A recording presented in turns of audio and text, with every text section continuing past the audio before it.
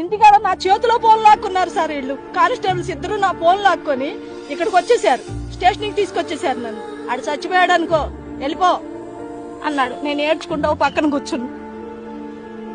తర్వాత 15 రోజుల తర్వాత ఫోన్ ఇవ్వండి అయ్యా, నా పిల్లోడు ఎక్కడ ఉన్నాడో నేను ఫోన్ చేసుకుంటాను, నాకు ఫోన్ ఇవ్వండి అయ్యా అన్న. ఫోన్ ఇవ్వండి అయ్యా అంటే నా ఫోన్ ఇవ్వాల. 15 రోజులు తిప్పించుకున్న తర్వాత ఇటయ్యా నేను వెళ్ళి ఇవ్వండి అయ్యా ఫోన్ అంటే అవన్నీ అందులో అన్ని నా కొడుకు ఫోటోలు తీసేసి ఒట్టి ఫోన్ ఇచ్చి పంపించారు.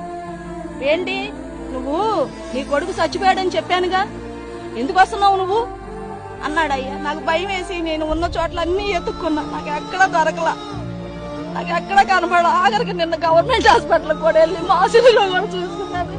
నాకు దయచేసి నాకు చెప్పి చేశాడు చంపేస్తున్నానని చెప్పి.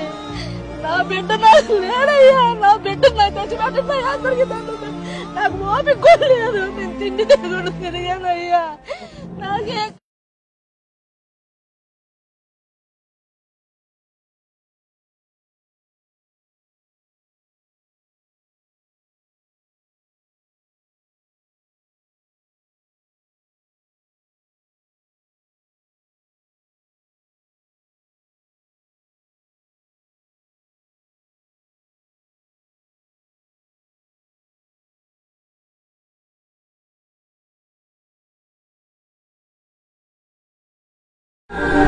మేము అడిగేది ఒకటే, ఆవిడంత వేదన చెందుతుంది.